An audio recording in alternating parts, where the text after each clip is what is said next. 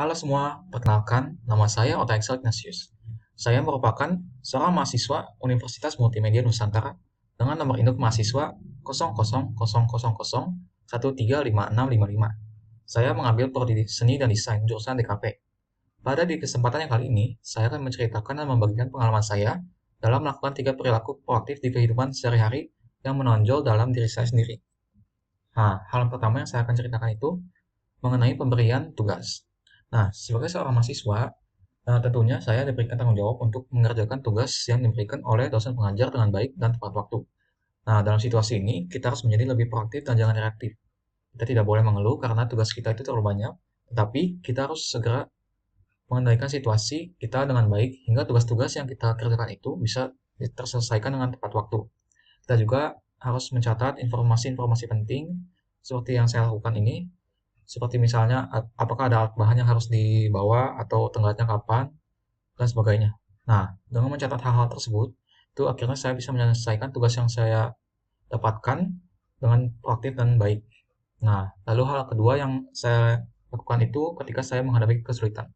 Nah, kesulitan itu ada hal yang wajar dan dihadapi semua orang ketika sedang berproses dalam kehidupan kita sehari-hari. Nah, baik dalam lingkungan keluarga, sekolah, ataupun masyarakat.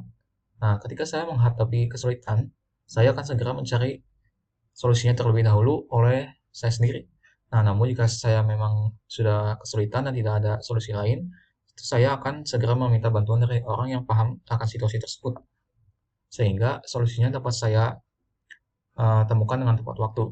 Nah, kita itu harus membiasakan agar bersifat seperti itu dan tidak bersifat secara reaktif, karena kita itu tidak boleh bersyukur, kita itu tidak boleh mengeluh dan bersyukur dalam keadaan-keadaan seperti itu.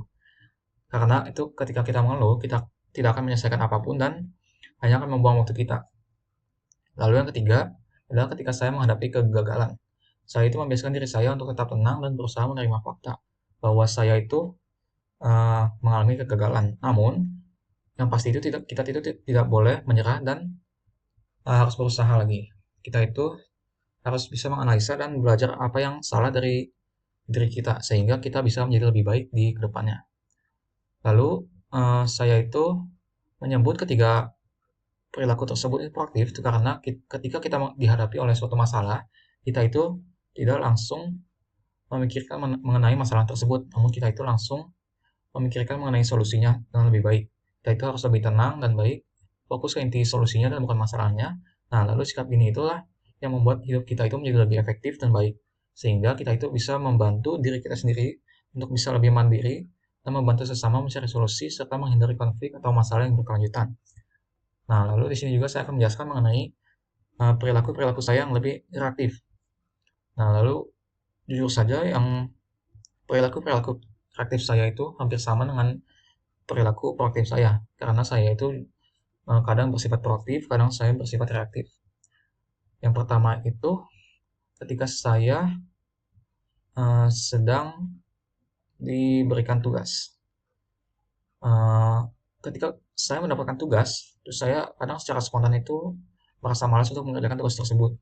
Kadang mengeluh mengapa tugas ini susah dan banyak.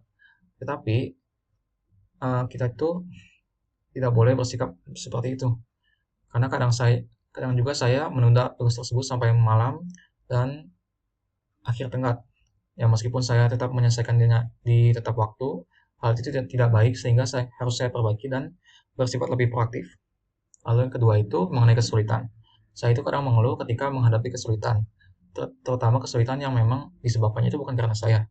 Nah, tetapi yang saya pelajari ini waktu demi waktu itu bisa lebih dikendalikan dan saya itu bisa lebih fokus kepada solusinya.